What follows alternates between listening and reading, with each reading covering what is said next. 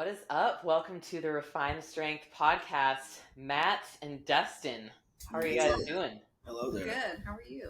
So I'm good. Are you guys, Destin, did you change your name to Foster? Or are you Destin Bailey? Legally, I haven't yet. She doesn't want my name. I'm telling people my last name is Foster. I just haven't gone to the Social Security office yet to do it. I mean, it's a pain in the ass, so. And that's why I haven't. So you guys got married. Have you been married a year yet? Or Almost October 5th. October 5th. Wow, it's coming up. And you were also business owners together. Yeah. So tell me just like your story in like however that comes out. Just like your story as business owners, a couple, whatever comes up. Well, shit. Okay, so I'm 34 now. Mm-hmm. Let's see. When I was 18, I ended up joining the Marine Corps. I went on a couple tours to Afghanistan. Did all that. That was from 18 to 22, and then I lived in Mississippi for a little bit, and then I moved to Arizona. I was kind of bigger in like the fitness space in Arizona, owned gyms, did the whole thing, did the training thing. Then I moved here in 7 years ago now. Yeah, 2017, 2018, something like that.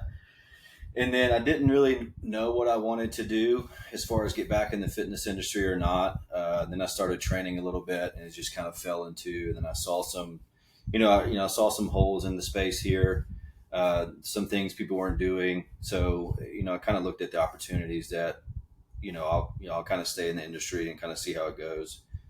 And then we met in 2018, and I was in college. I graduated from UAB, and a girl that I was friends with that year knew him and was like, "Hey, I think you guys would get along. Like, y'all believe a lot of the same things. Y'all like have the same like vibe. I feel like y'all would get along." And so then we met like 2 weeks later, and then we were in a relationship, and we've been basically inseparable ever since. And so when I graduated, I wanted to be a hair and makeup artist, and he was like, "Well, why don't you just do some fitness stuff?" And like, were you already into fitness at that point? Like, did you work out? Yeah, I was. I wrote the workouts for like a club team at UAB, and I had already worked out for like 5 or 6 years just on my own. I had a trainer in high school so that I could like learn how to work out in the gym because I'd always been really interested in it. And then my degree is in biopsychology and human development. So lots of anatomy and science and like how the body works mentally and physically together. And so it just really like flowed super well. And then I started training, and I just loved it. Like I just fell in love with being able to help people. And like people always said I never wanted to like go to school for therapy and listen to people's problems. And here I am listening to people's problems. But it's very rewarding, and I love it. And then we worked at a couple gyms before Sculpt. And I was the CEO of and he was the CEO of Home Fit, an in-home training company. And then COVID happened, and we were in like a small gym, and then that gym closed. I knew somebody from high school that worked at Sculpt, and then we just came and worked there. And then 6 months later, the previous owners, they kind of had it as a personal training studio more than a gym. And they were like, you guys want to buy this? Like, we want to move out of the city, and you guys know, like, clearly, kind of like how to run a business. And we were like, and that was really tough because, I had told myself I would never own another gym because they are a pain in the ass. It's a lot of work. It's typically not a big return as far as profit wise and all that. And then, so we kind of got it. She was starting to build a really good training business, really good. She worked with a couple of influencers. It was growing really fast. I was doing more of the home fit stuff. So it was kind of like, okay, we're going to do this. It's a place for you to train your clients. Without the like corporate greed of like 60 or the overhead. Yeah. And then keep the overhead really low, no staff. Like you can join if you want, put a new 24-hour system up, and, very minimal marketing, like very, very minimal. I wouldn't even call it marketing. Yeah. We like got an Instagram. Yeah. And then it just took off. Yeah. What do you think was like the biggest like tipping point? Because there's a tipping point in every like big epidemic or like transformation. There's always something. What do you feel like was that tipping point? Like obviously you decided to own or to buy it and start that venture. What made you really take off from there, if you could define it? Until in the early stages, like with the smaller one, before we expanded into our larger space now, it's kind of hard to put your finger on it. I would say like what made people notice that we were even there was one, the convenience, because we were downtown, but the customer service. It was like you would come in and it may not be the nicest gym, like the old space, like it was an old building. There's dust falling from the walls and like the floors weren't perfect and there were a lot of issues, but there was always a really good community and culture, and our customer service is just that's what we live by. I mean, that's what we pride ourselves on, and it created such a culture in that smaller space that people wanted to be a part of it, even though it was small and maybe not the like coolest gym and like everything wasn't the nicest and like, no, we don't have showers and like all of these things. I still can't believe it did as well as it did. Honestly, we were shocked from the beginning how the business did. We basically turned a profit, I think, after 4 or 5 days, and we never did. Wow. Profit. What do you think was making it not as profitable before? Was it just the fact that they didn't have like you guys, or that it was the customer service, or what was it? Well, she just did. I mean, the way she had it set up, she was basically just somewhere for her to train her clients. We put a new 24-hour system in, like a security system and everything. Security system, people. We opened it up to the public. I don't necessarily think she had it open to the public as much. So it was just kind of like a slow drip, and I don't know. Everyone. She had it open to the public, but it was like. But people. It's like if you knew her, you could join. Like she was collecting from like Venmo and cash and stuff too. So it was like it was just more casual because it was more of a studio style. Yeah. Well, it sounds like she just wasn't hungry for scaling it. That's it. Yeah, and they own a gym now out in really nice gym. Out and like further out of the city. That's awesome. Yeah. Like it's really like they've done a great job. She just said like the city life was not for her, and because it was downtown, it was just really hard. And Birmingham City is in and of itself a nightmare to work with as a business owner. And so that alone is a really big challenge here. So I think that she's been really successful since. Their gym's great now. Yeah. I just think the city life was part of the issue for her. And I grew up in Birmingham, and then I went to school downtown, so it was easy for me. To you, you're just like, you're more in it and it's more comfortable and it was very natural for me. Yeah. What are some of the challenges that you guys have faced as business owners downtown Birmingham that you like overcoming have like allowed you to grow so much more? Well, I mean, one of them, I think that again, you and I kind of talked about this when we were on the phone like a couple months ago. The people think it's really difficult to join a gym. People think it's really difficult to cancel gyms. People are like intimidated by going into gyms. So really articulating that that's not the case where we are has been difficult, especially early on. People try to take advantage of you and things like that. If from a, I guess consumer side, kind of like 10,000 foot view, working with the city is very difficult. That whole thing is just really hard to do as far as permits and licenses and all these other things, taxes and all that. They make it difficult. They just don't make it easy. But it's really funny because I honestly don't have many challenges. Like I really don't. I think for me, and this will 100% validate what he just said, that he doesn't have this challenge. For me, my biggest issue was taking it personal. It wasn't necessarily like this like physical barrier or like experience that I just couldn't understand. It was like the people that work for the city can be really mean and they don't respond well typically to other women. We have found, and it's typically if another woman answers the phone, not a man. If I get a man on the phone, like I'm typically, and like we say this within business in general, like I'm actually, controversial statement, I guess, I'm treated better by men in the business space than I am with women in the business space. That's a fact. And that has been something that we've noticed. How have you seen that? Like, give me an example, or why do you think that is? I think it can be controversial. It's okay. Okay. I think I'm just very blunt. So, I think that women tend to be more emotional and petty, and I mean that's saying it because I was being more emotional and I was being more responsive to the way people were reacting to me versus necessarily what the actual just truth of the situation was. Whereas men can typically look at things more like black and white, like this is just this and this. There's feelings aren't necessarily communicated in the midst of that. But with women, I feel like we tend to look in that area more until you have more experience to like sift through it as a business owner, which I think I've learned a lot in the last few years, really. Yeah, but she used to take things very, very personal. I've been doing this a long time.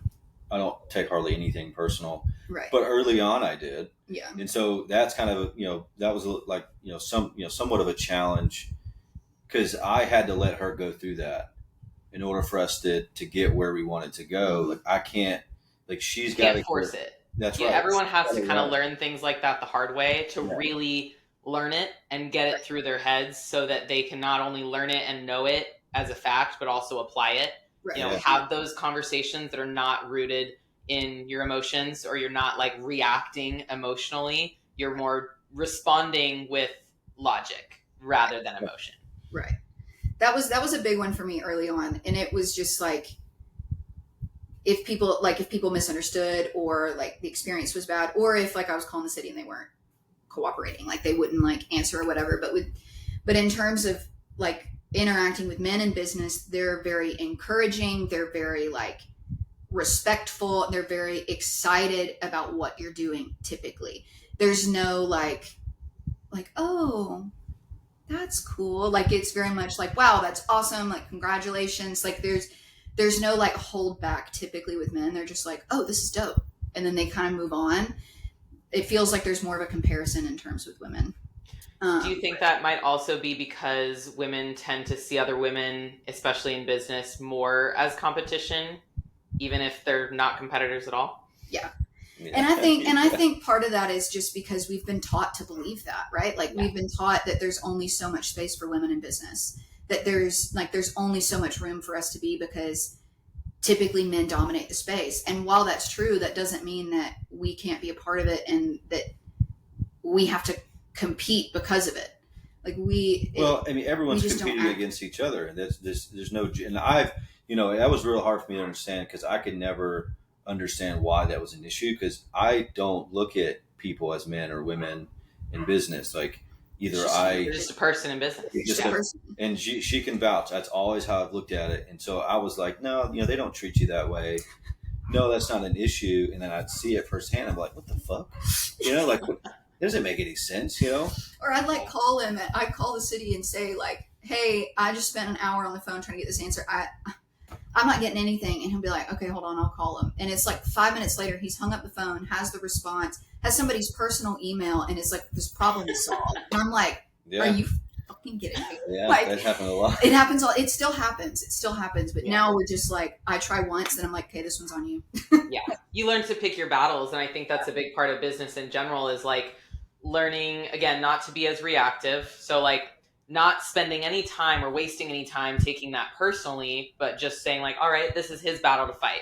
Right. I can focus on something else and be productive, and he can be productive in this space. That was really hard for her to like. I'm just very stubborn, and I set my mind to something and I want to do it. And if you like if you don't let me do it, I just can't. It's like my brain doesn't. I'm like, but why? So how have you coped with like letting that go? Well, to be honest, coaching with you helped me a lot. Not to plug you for that, but it did just like, it was just like our weekly conversation, and then just constantly being exposed to that type of behavior. I was just like, I have to learn to get over this, because it's not going to change. It's not going anywhere. I'm not in the right space. And I'd come home and I'd tell him, and he'd be like, babe, it's okay. It's not that big of a deal. Or like I'd handle something poorly, and he'd be like, that's all right. We'll just handle it. We'll just do it better next time. Like, it's not a big deal. And I think it helped with my like anxiety around the situations too, where I was like, no, like I'm fine. I can handle this. Like, I'm fine. I can handle this. And so my anxiety's gotten a lot better too. Well, I'll say too, people in the South are a little bit different. Yeah. Especially the women can be a little bit different. Mm-hmm. Men too, obviously. But, I think it's important to, we've tried and we've talked about it, like I think it helps, we really helped, because you're in business and you're a woman. And you're a part of the gym space too. But also not to like not shitting on women in the South, but they're not as friendly as maybe other places in the country. especially when it comes to business. So there is like a women's business group, but if you're like not in that club, you're not going to get in the business group type. And nobody cares to know who you are. Yeah. And that's just the way, that's just the way it is. But I think there needs to be more of a community of women business owners being able to communicate, understanding there's certain problems, and then, and there's not really that, and it's really hard to develop that because women in business, they have to be so strong and almost to a fault. It's a delicate balance. I don't want to, I'm doing my own thing. Like, I'm super focused. I don't have time to do this because I've got to do this. And, I think it's just a little bit different. I think people in the South are well, we're like, it's like when people come and visit us at Sculpt, like when because we do tons of like day passers and week passers at the gym. And so we meet people from all over, like a lot of the CrossFit people from the CrossFit Games, some of the like top athletes in the world were working out at the gym last week. And so we talk to a lot of people and we see like how they're always like, you guys are so friendly here. Everybody's so warm here. But then it's like, we talk to them and we like really vibe with them. But then they're like, nobody else here is this friendly and this nice.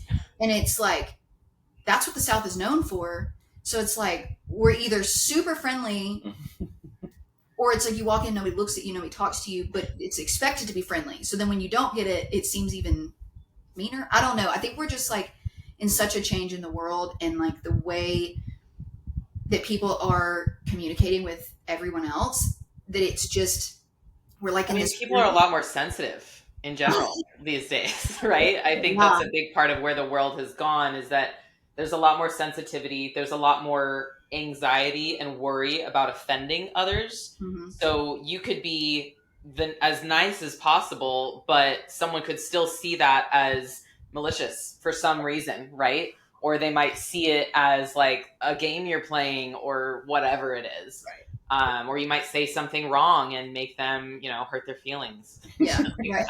Right. You didn't even mean to. That's usually my fault. Yeah. I think how do you kind of navigate like all the different personalities you have to deal with in terms of like your membership base, personal trainers, contractors, everyone you have to deal with on that personal level, and like keeping it all like where you want to keep it? I don't change my personality for nobody. Yeah, we are very much like what you see is what you get. Yeah, 100%. I'm the same way with everybody. It doesn't matter if you're black, white, Hispanic, male, female, young, old. It doesn't matter. You're going to be treated like a human and like an adult. And if that is proven to be, if you can't act like an adult, then you can go somewhere else. And that's very much an understanding, of kind of how we are. I mean, we don't have a lot of rules in the gym. Like, one of our rules is act like an adult. Yeah. And that's what's on the board. And it's like, if you don't do that, then we have every right to kick you out. And people 99% of people act like adults. They do. And I think they just really love the environment and where they're at. And so they're not willing to risk it. Right. And so people are really well behaved in the gym. And I think that comes from like respect of the space and respect of the owners and enjoying the experience. Like, they see us in there working out. They see us wiping equipment down, mm-hmm. cleaning up behind ourselves, checking on people, all these things. Like, they want to be a part of that, and they want to be conducive to that environment. They want to be involved in that kind of environment. And so I think that I would say that's more accurate with members and like clients. Trainers have been a different situation entirely. You can have a really high standard, and it's like there's always going to be, especially with trainers, I've found, like, having worked in the gym space myself too, like there's so much ego wound up in all of that, in those types of people. Yeah. And that's what you have to like get past. And if you can't like get past their ego to like get through to them, then they're probably never going to work out. Well, so like in our gym, our trainers just pay rent. It's not very much. They just pay rent. They run their own business. They set their own prices. They do all the things. And that's how we have it set up. And we have some trainers that do really well with that. Typically, they're older. They've been doing it a little bit longer. New They've been in trainers, other gyms. yeah, new trainers will come in. They'll off to a hot start, and then exactly what you said, their ego kind of kicks in. We don't fight the ego. I'm a very firm believer of you just let people phase out or they figure it out on their own. They'll fall on their sword. And yeah, you got to let them because I was like that when I started training, and I figured it out, and now I always look back on those experiences like you were an asshole or you acted like this. So, and how I look at it is, yeah, they might they might act like an asshole here, and something might happen, and they might leave, but then they'll learn from that 2 or 3 years from now, realize what happened, and then they become a really good trainer at some other gym, or maybe they open their own studio. They learn the lesson. Or they leave the space entirely. Yeah, and sometimes you're that stepping stone to people learning lessons, and that's just a part of it. I don't take it personally. It's a lesson for you just as much as it is for them in a different way. Like some of the worst experiences that we've had with trainers, I would never take back. Like I would not change because of you learned so much of what I learned in that situation. Yeah, but so you kind of have to have an attitude about that kind of attitude about it of like, okay, all right, let's see what we can learn from that. Move on. Let's not do that again. Well, I think a common misconception in business is that at some point you'll just have it all figured out, and there's like a level that we're all working towards. We're like, I got this. I don't have to learn anymore, and that's like the most foolish thing you could think of for yourself. Is that like we're all always learning, and everyone's just fucking figuring it out. Yeah. Someone's going to pass you if you do that. You do have to always be pushing. I was talking to somebody, like I'm very content where Sculpt is, but I'm still signing people up. We're still like I'm still marketing it. We're still like, but I'm still finding out why people cancel. You're still learning. It's still a vibe, and I think in business, what I've learned the most over the past even couple months we've been at the new spot is being able to master the mundane tasks, the day-to-day boring things that you have to do every single day. Because I think if you do that every single day, you'll beat everybody. Because most people won't do the boring things you have to do every single day. Like just having a business. Most people take days off. They skip them or whatever. So if you're able to do that, I mean, the ultimate goal is just to outlast your competition. I mean, most people quit. So as long as you don't quit, you keep going, you'll be fine. You'll be fine. I mean, you'll figure it out. You'll learn as you go, and you'll adjust and pivot and all the other things. And once you do that, you get more into a routine that's easier to manage, that it doesn't feel like you're like drowning and stuff. You just kind of have to, those first couple years are just like, you're learning an entire career path with no boss, like nobody that's done it yet, like nobody to catch you either.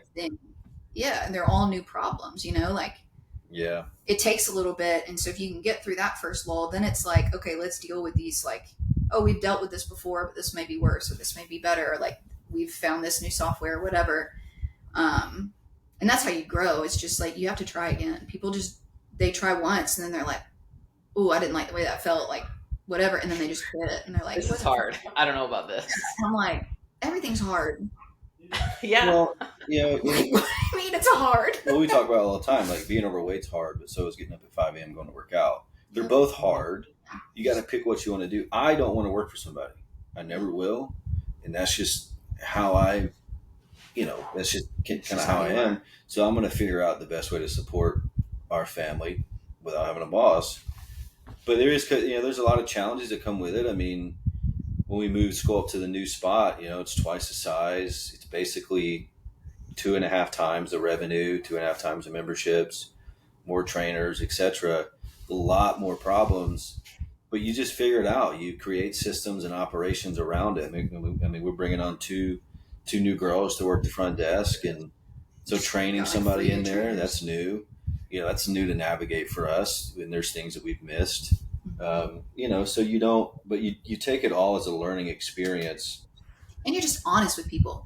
Like we tell people, like these girls that we're hiring, we're like, look, like there may be stuff we mess up too. Like we may get this wrong. Like we may tell you some way and then be like, oh shit, that was definitely not what to do.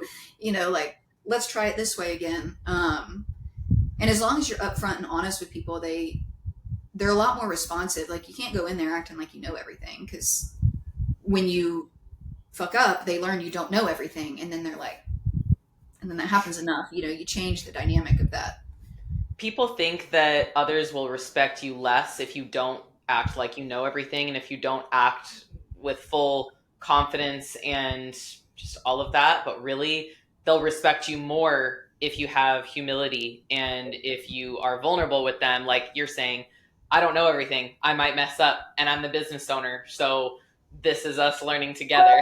That's such a better way of not only just like empowering the individual that you're training up, because they get to see a business owner growing and figuring it out, and that's something that's invaluable lessons that they can learn from you in their own lives. Maybe that front desk girl wants to be a gym owner one day. Most of them do. But then there's the other side of it is like you get to learn more, and you also have a little less stress, I would think, in terms of like the pressure that you're putting on yourself. Because pressure is good, especially as a business owner. It makes us want to do better and do more, but it can be debilitating if you're putting pressure on yourself to be perfect all the time. Right. Yeah. Right.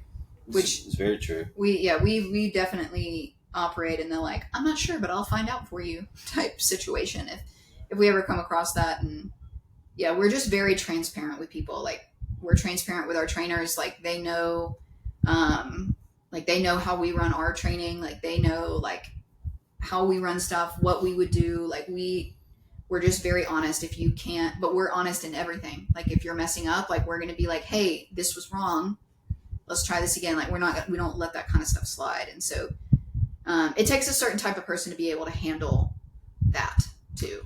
You have to really want it, Well, I do think that entrepreneurship's been glorified on the old, Instagram and TikTok and all of these things. I think, what is it? I think 7% of the population are actually entrepreneurs.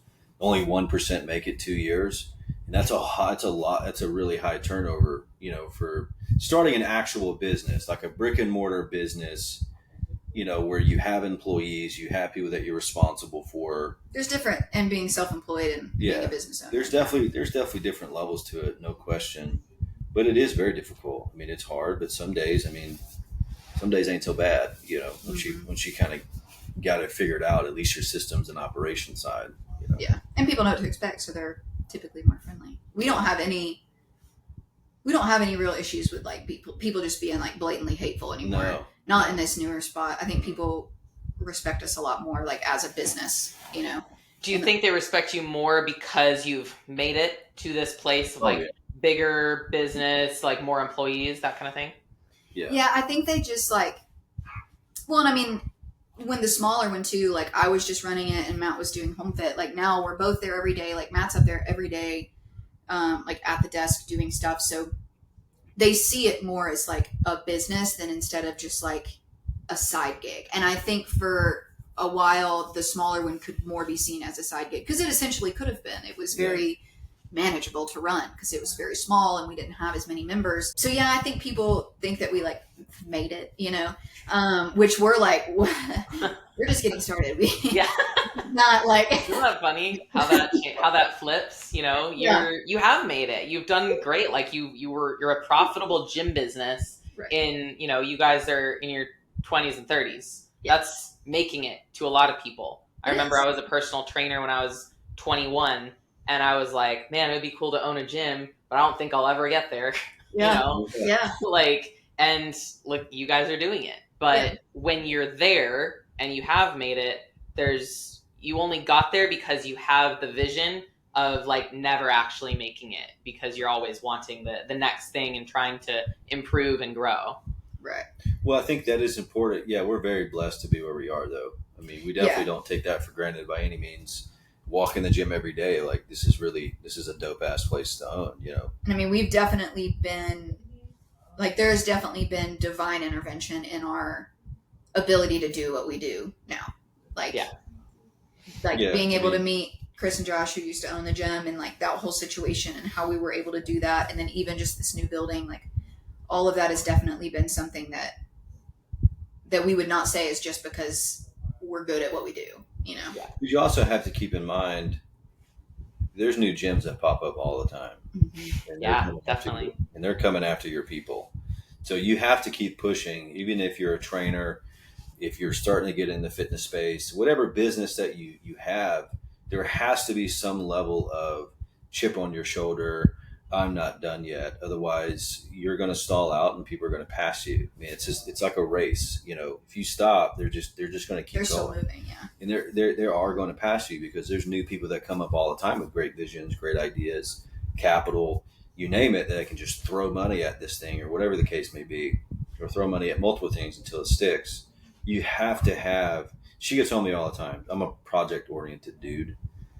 I feel like I'll always have to have like a big thing going on, and I think that's probably why, I have to have something that I'm working towards. Otherwise, I'll literally lay on the couch all the time. I am inherently a lazy person. I just how I am. So I have to really set higher goals, set higher things for me to do. Otherwise, I know internally I'll get very, very complacent. So I think everyone has to figure out their own little thing. I think, but Yeah, their own balance. yeah, you have to get your own balance. If you're in business, though, you have got to push, learn things, read You need to things. be doing something you're passionate about. Yeah. Like, if you're not passionate about what you're growing a business for, like if you're just growing it because you want to be a business owner, you might as well just hang it up. Just go work for Or somebody. because you want to make money. Yeah. Yeah, You want to like- make money, go work for somebody. Go work for somebody. Yeah. You ain't gonna make money running your own business, not for a while. Yeah. Yeah. Or you can't depend on that because obviously, like, some people do get lucky. Some people like end up finding that success earlier on. But I think it doesn't make it any less of a grind. No, and I think that even like as like in my perspective of a business owner, it would be like, oh, cool, like I get this, like sum of money or whatever. Or like a lot of clients come out of nowhere. I'm like, cool. Okay, how do I make money off of that? Like, that's the, it's not like, okay, we stop here because this happened. It's like, okay, that's awesome that happened to us at this time. How can we make it better? And I think for us, that's what we've done with every opportunity that's put in front of us. We're like, we can do that. We can do that. Like, we can try that. And so we've just been able to take the opportunities that are being given to us. Have you ever felt like quitting? Like, this shit is too much? I've never. Yes. She was nodding her head and he was like, nah. No.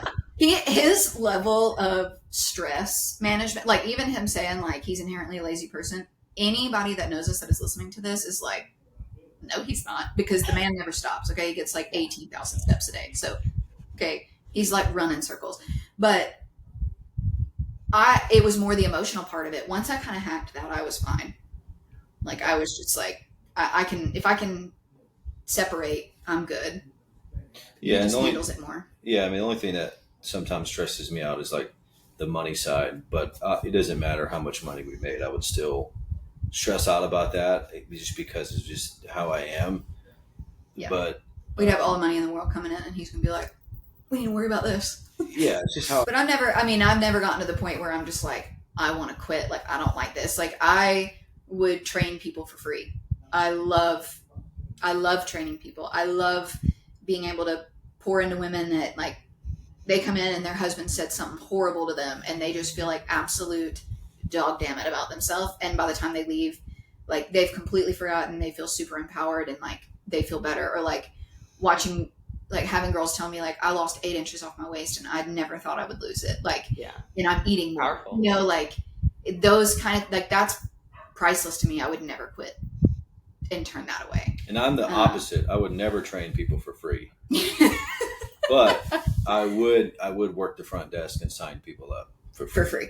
Yeah. And I wouldn't want to do that as much. Yeah. So What is that, Matt? Like, are you just more passionate about like the business side of things, you think, than training, or what? I love sales. Yeah. I love selling someone on the gym membership. Like I love selling people and meeting people, talking to people, because I always feel like it's a it's a bit of a challenge, but it's a kind of an in loop challenge. You sign them up or you don't. And so whenever someone comes in that hey, I'm just checking out the gym, I've also checked out this one and this one. Okay, can I get this dude to sign up, or what do I need to do, and how can I get better at selling people on this gym membership? It's just what I like to do. I like to do love the back end stuff, love the marketing stuff, love the finance stuff, love like systems. I love that. And so I'm not saying I don't like training, because I still do train, but I would never do it for free. It's just something I would not do. It's a lot. Yeah, to do it. It's like, I remember when I was training in a gym back in like 2013 to 2015. I loved it at first, and then like it wore off. Like the novelty of it wore off for me, because I didn't like the way I was having to do it. I was working in a commercial gym. I had to sell, and I wasn't really comfortable with it. I didn't have a lot of I didn't have as much confidence in myself with it. So that made me not as good at selling it. And it was also, I was barely getting paid anything because I was at a commercial gym. So I think like everything has to be in alignment for you to really like love and make money from what you're doing. Mm-hmm. And with something like sales and systems, it's like, I would imagine you love that side of it because of everything that it does to push the business forward. Facts. It's very satisfying. Yeah. I mean, I would definitely say so. But I mean, I could sit there and look at a spreadsheet of numbers for 8 hours a day and be happy. Why do you think that is? He loves numbers. I like numbers. He's like a walking calculator. I like numbers. What do the numbers side of things do for you? Like, how do they produce that joy? Because math is the most incredible language on earth. It's so complex and weird and always right. It's just like a weird thing. But I don't have any idea. I mean, I don't know. Math is trustworthy. I mean, it's true. It's accurate. It tells you a lot, especially when it's not emotional. It's not emotional. Especially when it comes to business, numbers never lie in any circumstance. And so I like finding problems, within certain businesses, or within our, like even looking at our business, what's an issue, where, what can we cut, can we add this if we exchange this type thing. That's something she would rather. I'd rather do anything else. Anything else in the world. Literally, I'd rather talk to somebody about their business struggles and what they're dealing with and how I could help them like verbally than like be like, yeah, just send me over your numbers and I'll take a look. Yeah. I'd never do that. And he would do it in like 30 minutes and be done and send it back to them. It'd take me a year. It's almost like some people enjoy doing name some hobbies. Golf? No. What do you mean hobbies? Like color. Some people like to color. Oh yeah. Some people like to play video games. Some people I like to look at numbers. Yeah. It massages my brain or something. Well, it sounds like you guys all like, because of those two sides, like that's probably part of the reason you work so well together. So how would you was there a moment where you kind of decided like, hey, let's be in business together, like while you're already together? Like, how did that kind of come together as a good idea for you? Well, when I met him, he was personal training. Like, he was already personal training, and he was like, why don't you just get your certification? Like, see if you like it, do weddings on the weekend, whatever. And so I was training, and then he was training. And truly, like, I couldn't have been as successful as early on and started my business as soon as early on had it not been for his help and his experience. So from the beginning, we had worked really closely together because we were doing the same job and we were working in the same gym. We obviously own two separate businesses. Like, I have an LLC and he has one, but it was always in the conversation. We were always talking about it. And like, we don't do a lot of small talk. Like, we're always having like deep conversations about business or like how things work or like why things work a certain way. And so then when we went to Sculpt, we had been in a smaller gym before that we essentially managed, but it was like, I don't know, 1,000 square feet. It was like a little like studio thing. There were 3 Pilates reformers and like dumbbells up to 50. Very fortunate though, because it was during the pandemic and it was at the bottom of like a shopping center. So we trained. We were able to train clients throughout the whole pandemic. In secret throughout the pandemic. Yeah. So. I went to a speakeasy gym as well during that. Yeah. So then after that, when we moved, like that gym, just the guy that owned it just shut it down out of nowhere. Like, gave us like a 3-hour heads up that he was selling it and all that. And so when we went to Sculpt, we were like, well, we'll just, we'll start over. We'll figure it out. And then, but I had a full time job with Home Fit. yeah, he was the CEO. He was the CEO of Home Fit. Like, it was basically like he just had a couple clients, and I was training full time, and that was how I was making my money. And then that was it. And then when Chris came to us about buying Sculpt, he was like, "Do you think this is something you could do?" Yeah, and you could do. That I could do. Yeah. And I had talked to Chris about it, and like, you know, asked her all the ins and outs of like what her experience had been, and I was like, sure. Like, I don't want to go to a corporate gym and lose 70% of my money. Like, yeah, because I just don't. I mean, I had 26 clients at the time. And she was going to close it down, paying me like $70 an hour, you know, Yeah. each. And then she was going to shut the gym down, and she had like 25 members. And I was like, hold on a second. Like, let me just like see if we can figure this out. And so then I basically ran Sculpt for the first 3 or 4 years. And then any big problems that would happen, obviously I would go to him and like the bigger things. And then as it grew those first couple of years, that was when it really started to become like, okay, we maybe need an assistant manager. Maybe we need to look at like having some people on a team and like having structure with how we run things and systems and all of that stuff. And so we kind of just fell into it and fell into the flow. And then now that we've expanded and he's stepped away from the other company, it's just more something that we're doing. Like, it just feels like we've always wanted to do it this way, and now we're just getting the opportunity to do it this way. And like we're both really focused on it now. And so, you know, we definitely stay in our lanes though. Yeah. That I will say, you know, I understand my weaknesses. She understands her weaknesses. I know you're supposed to work on your weaknesses and all that bullshit, but we do outside of the office. No, I don't. If you marry somebody that your weaknesses are their strengths, then it works as long as you can communicate, you know, what's going on, and somebody doesn't get their feelings hurt when they're like, you know, hey, don't do that. It's going to take you 3 hours. I can do it in 5 minutes. Yeah. You know, that, you know, that level of kind of trust and, you know, that helps. And the understanding. We have definitely had people be like when we were doing more Zoom meetings a couple years ago, people were like, took me a minute to get used to like how y'all talk to each other. And it's just because when we're talking about business, you know, like, we got 4 losing their minds right now outside, so we get it. Yeah. The FedEx guy. Yeah, we have 4 locked outside right now. Yeah. Well, I think that's like, it's interesting you say that about how like people kind of had to get used to how you guys talk to each other. Well, I think a lot of people are thrown off by people who really know who they are and like who have a strong sense of self.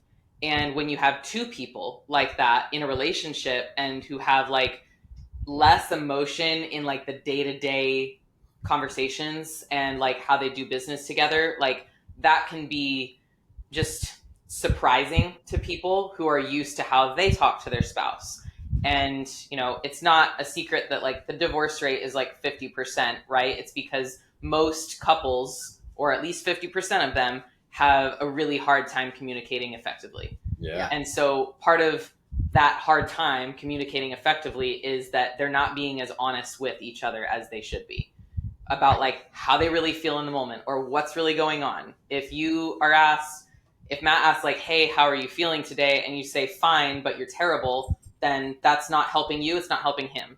Right. So you might as well be honest and work on it together, right? It's just like not enough people do that. And so it's not surprising that they kind of are taken aback by that. Yeah, I mean, I think what you're talking about, I think, you know, I was the damn CEO of this company. And I don't know how many people were on the Zoom. It's like 9 people. And then she came in. She was like being brought in to do something, and then she starts talking to me like I'm her husband. You know, like, what are you doing, you fucking idiot? You know. I was like, what are you saying? Didn't make any sense. And I was like, what are you talking about? Like, that's not right. And everybody was like, because people just didn't talk to me that way. I guess I don't know, Yeah. But it was just kind of.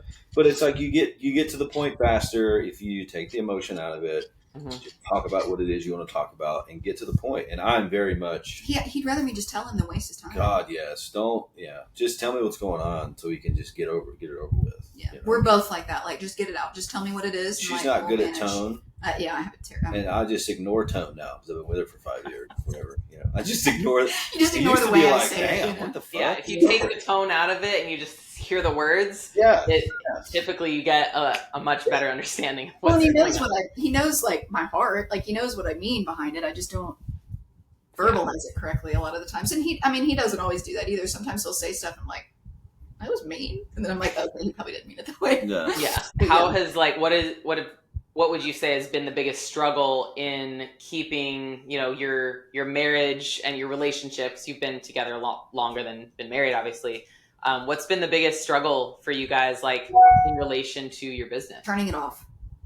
Like, separating from it. Like, if we, more so when he was, I would say, don't you agree with that? Okay. More so when it's just making sure where I'm just like, this is what we struggle with.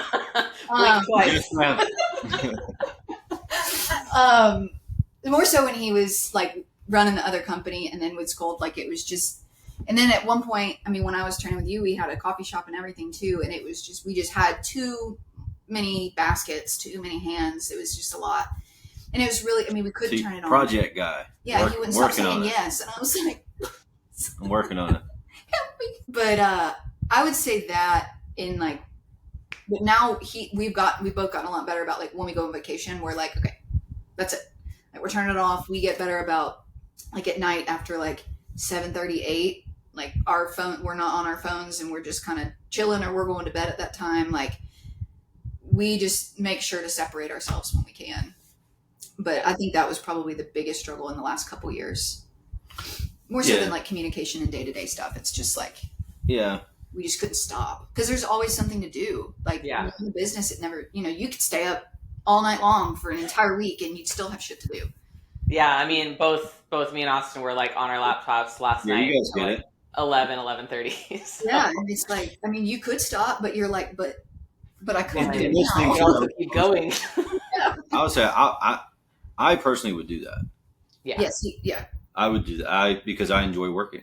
Just what I enjoy doing. She, on the other hand, I have a lot better boundaries. She has better boundaries when it comes to, I don't even look at it like boundaries, I don't think, but.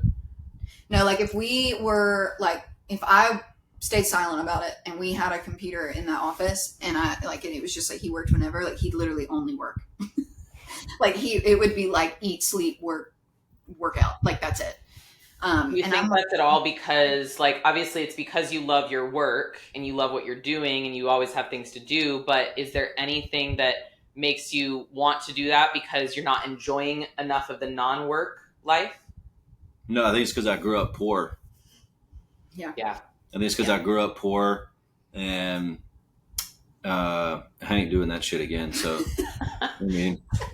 just being honest with you. It's just like a choose your hard thing. Like, it's just being honest with you. But I think if you enjoy it, it's not, I never really I don't look at going to the gym as like, oh, I gotta go to the office and like, No, I don't look at it that way. So when it comes to like work stuff, computer stuff or whatever, I don't really look at it as I used to when I was involved with the other company. That was work because it wasn't always enjoyable and it was like, and it wasn't yours either. I think there's a big sense of pride when what you're doing and what you're building is truly yours. Yeah. And, no one can really take it away from you but yourself and your own shortcomings.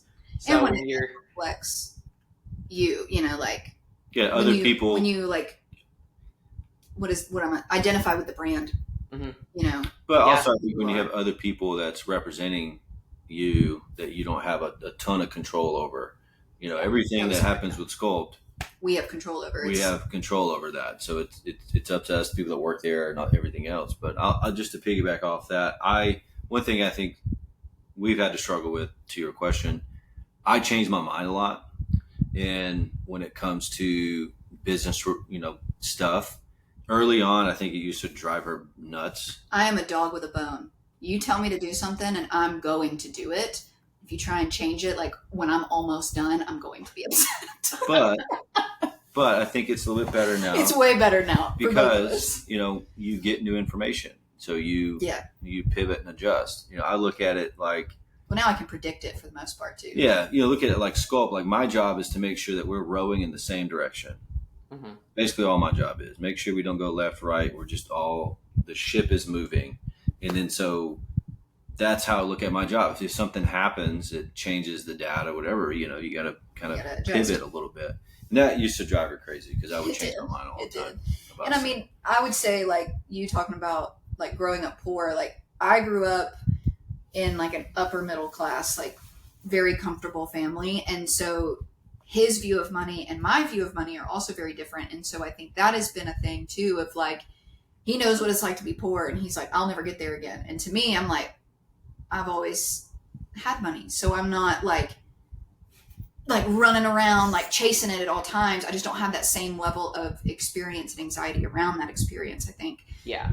And so that's kind of been a different. But it's a good balance, though. It is a good balance, but it has been that's been a more uncomfortable challenge for me than I think for him, just because I've had to learn like how to be aware of it, and like what's moving in the business, and then like in your own finances and all that kind of stuff.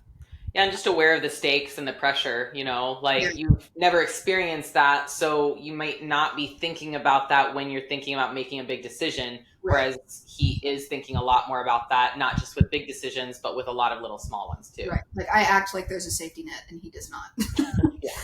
because I'm the safety net. And like both of your work is that safety net, and that's entrepreneurship is like you are your own safety net pretty much. Yeah.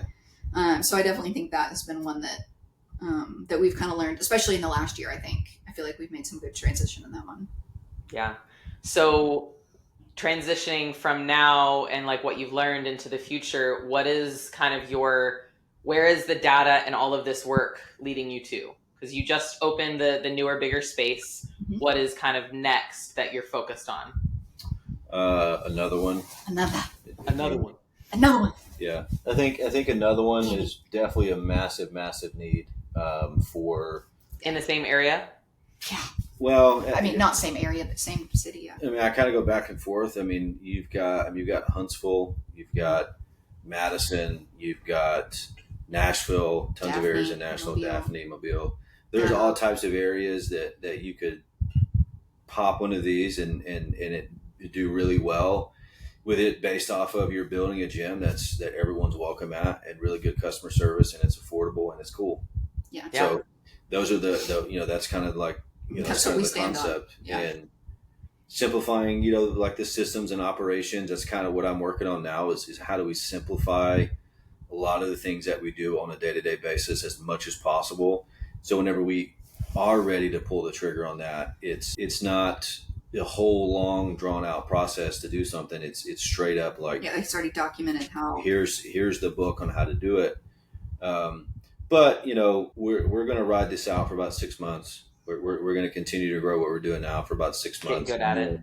Yeah. Yeah. And then I'll look at market, see where we're at, like, have conversations with people, see in different areas. My kind of thing is maybe not put another one like in Birmingham, but maybe put one in Nashville, put one in Huntsville, kind of a little bit further out. College towns. Yeah. College towns. Yeah. Auburn, Tuscaloosa, like areas like that. Yeah. Areas that have a lot of people and activity and investment. Yeah. But yeah, I mean, it's crazy what we've seen since because we like soft opened in the end of May. We have our grand opening this weekend. And it's crazy to see like how many people were like desperate to leave the gym they were at. And just because like experiences that you just wouldn't believe are happening to people, and like just like customer service is so bad, or it's like dudes jerking each other off in the sauna. Yes. Yeah. Like, really that's nice. like a story from every gym owner, I feel like. I mean, we gained 6 people from that story alone. Like it's. Oh yeah. Have you ever had someone shit in the shower? Because that was a problem at the time. Don't put that on me. Don't put that on us. We did have somebody splash all the way up the toilet one time, so that was fun to clean up. Yeah. But no shower yet. We did just get a shower in May though, so. Oh, it's Have fun. Someone's gonna shit in it soon. But yeah, it's.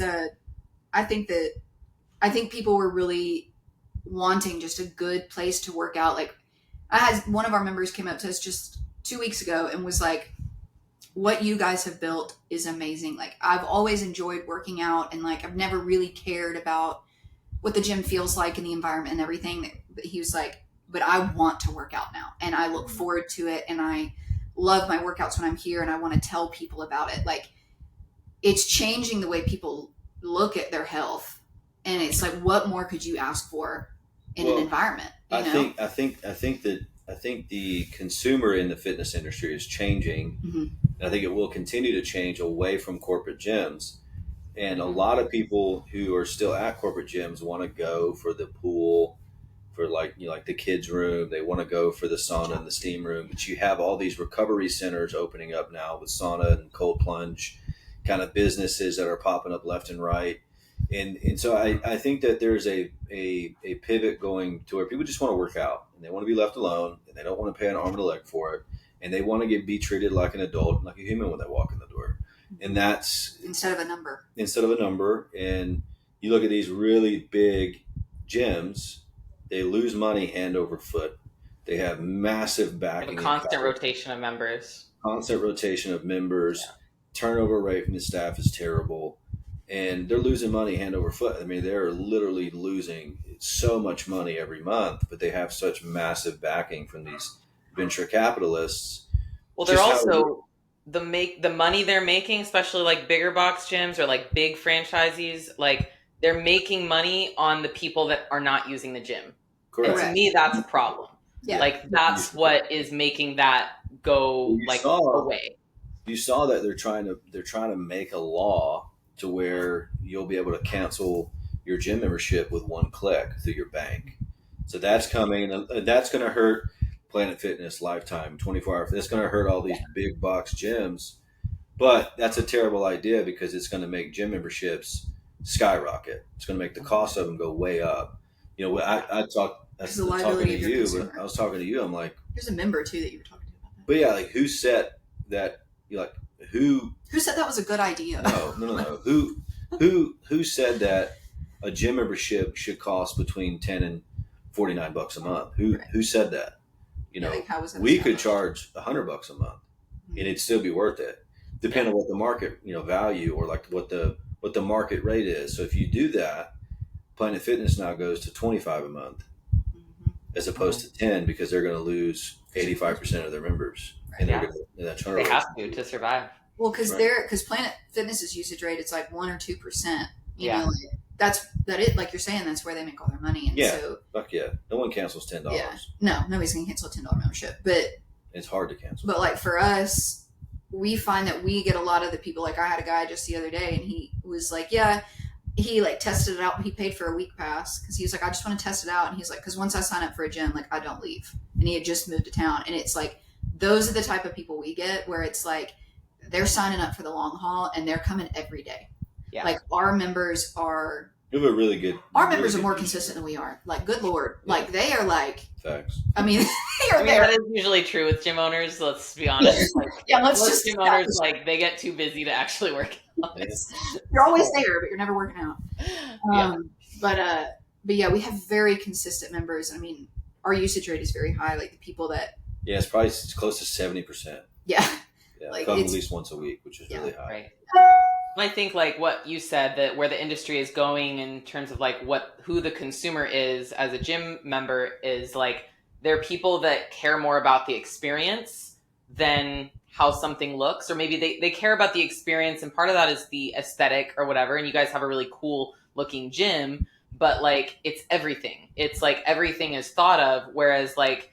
And that's a lot harder to replicate or execute as someone who's just starting out in as a gym, or if someone who, decides to do a Gold's franchise or a Planet Fitness or just a big box gym, a Crunch. It's like you don't really have a lot of flexibility. You don't have a lot of options. You don't have the ability to make it an experience outside of just like, trying to motivate your front desk people who don't give a shit to say hello to the person as they walk in the door. It's really all you have. I think it's changing too, because I think it's easier to find capital.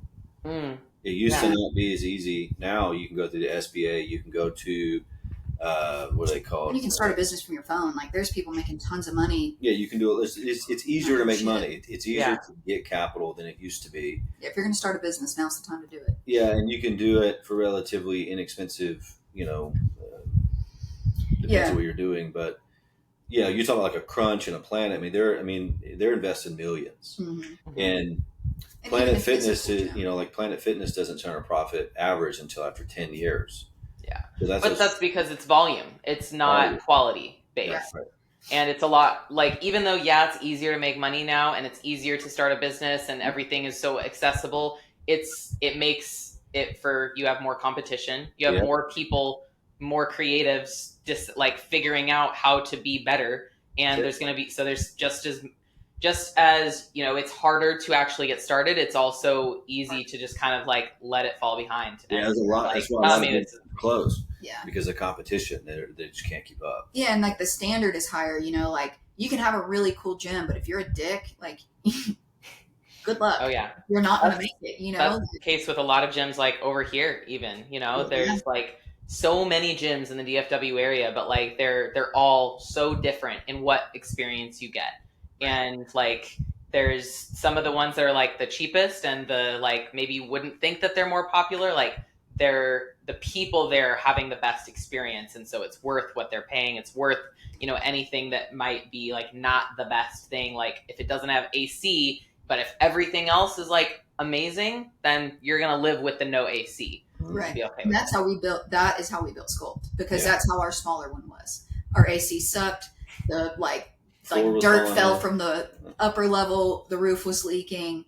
Like the floor was plywood, so you couldn't drop your weights without going through it. Like it was like that was 100% Sculpt when we first started, and so now people are seeing like what we've always wanted to do with it, and they're like, oh shit, like okay, this is cool. But that is why I think customer service is the number one thing you have to worry about when starting a business and having a business, because now word travels so quickly through social media, Google reviews, et cetera, et cetera. If you're not providing good customer service, everyone's going to know about Everybody's going to know. Very, very. That's a really good point. You've got to be on it, and that's why I do think it's important. Businesses that have been in business for a while, I trust them a lot more now than I ever have, because if you have shit customer service, you wouldn't be in business as long as you are. But if I see that you've moved multiple locations, like Homeboy, multiple locations, different cities, using the same name, and your customer service is shit. Right. And so you have to, I think as a consumer, you have to do some research. You have to look into. And I also think that people are more vindictive now in a way, maybe, but like with Google reviews, like I would say that cancel culture. Yeah. It's like for instance, we had somebody go into the gym a couple weeks ago. He had contacted us about visiting, but then we gave him the instructions on how to. He didn't follow those, brought 2 friends, got into the gym for free and was working out. We kicked him out, and he left us a Google review that said rude. It's like, okay, that's fine. And so like I answered it, like, hey, context. This is why we responded this way. And it's like, I feel like when we were younger, people didn't behave that way. Maybe it was because I was a kid and I wasn't paying attention, but I feel like people are a little bit more. You weren't going to Google leave a review. No, like I think people are more separated from what their words do on the internet, because you're able to post them so easily and not say it to someone's face.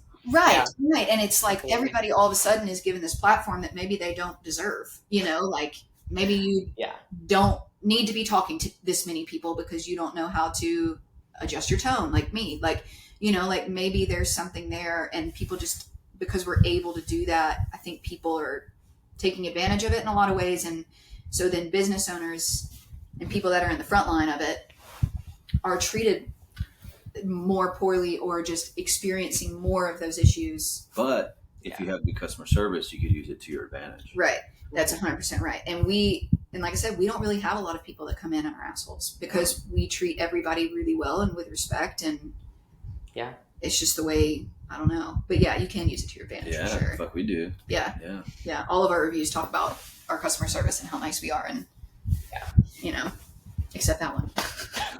I mean, there's always going to be people, like you said, it's like they have a platform, they probably had a bad day that day and they were trying to cheat the system and they got caught. So they're butthurt about it. And that's the thing, is like, there's always going to be people who like be in real life, they're going to be like that. They're probably going to be quiet, or they won't say anything because they just don't have the balls to say anything. And they're not like, they know that they're in the wrong, but when they're just like, they have a platform of a Google review that they know is going to stay there, and like they're feeling emotional about it, they're just letting their emotions run them, and they're, that sucks for them, but you don't have to make that a reflection on your business. Right. And 2 years ago, I would have. 2 years ago, I would have taken that personal. And like, that's the kind of stuff now that I'm like when we saw it, I was like, well, that was shitty. I just kind of moved on. I was like, I'll answer.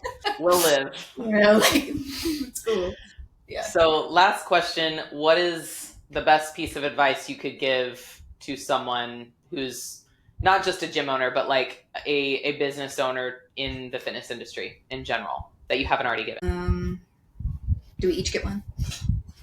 I would say just I guess what we've been talking about, treat people with respect but honor who you are and what you want. Don't try to meld yourself into something that already exists. Like, there are people out there that like what you like and want what you want in a business. And if you see a need for it, go for it, and don't stop. And I wouldn't let family tell you otherwise, friends tell you otherwise. The last part, good. Yeah. Like that was you definitely find out who your friends are. Yeah. When you start a business. Mm-hmm. You think they're going to be the most supportive, and they're not. And it's not. At least.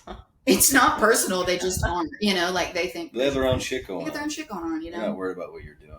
Yeah. Damn, or they're afraid of change. That's another thing that I've noticed, is like a lot of good friends, they may not seem as supportive because they're just like, you're moving forward and they're not. And so they think you're changing and they think it's a negative, but really they're just not recognizing that change is necessary. Right. And also not affecting them. Yeah. That too. Yeah. Yeah. That's what I would say, is just be true to who you are and what you want. There's people out there that like the same stuff you do and want what you want in your business. Like, people are looking for it. And be kind over everything else. Yeah, I would say, just to piggyback like that, for sure. But also I would say learn how to sell. Yeah. Learn how to sell yourself. Learn how to sell your product. Learn from these guys out here that do it for a living. Read a lot. Listen to a lot of podcasts. Get a lot of reps. Because if you can't sell, you're not going to be successful. That's just the end of it. Just is what it is. You're in a seller industry. You have to sell. Whether you're selling them what they could do, what their body could look like, what their body could do, you're still selling them something, and get reps at it. It's going to take a lot, especially asking for money. It's one of the hardest things to do when you first start out. Asking somebody to pay you $1,000 a month for training is like the worst thing that could happen to you. And it's very hard, but people will pay it. There's a lot of people out there that will. And if you're not comfortable, then go out of your way to talk to people practice. And get comfortable. Go to a grocery store, talk to 3 random folks, whatever the case may be. Get used to having conversations with people, and be active on social media. No one cares what you post. Just post. Get out there. Be active. Yeah, social media is your best friend right now as a business owner. And one more thing. Find like 3 or 4 people that are doing what you want to do. Follow them and notice their daily patterns. They're all going to be extremely consistent people. Yep. So you need to be consistent with what you do. Yeah. That's it. That's the formula. Yeah. Well, thank you guys so much for being on. I'm excited to post this. Yeah, I'm like a few weeks out from a show right now, so I hope I look back. We need to go work out and like eat a salad later. I know. Well, it is also a high day, so I've had some carbs today, so I feel good. But thank you guys so much for being on. I'm excited for your business and just where it's going. And if anyone listening is in Birmingham or passing through Birmingham, check out Sculpt and watch out for the next location too. Yeah, sweet. That's right. They're coming sooner than you think. Yeah. All right. Thank you.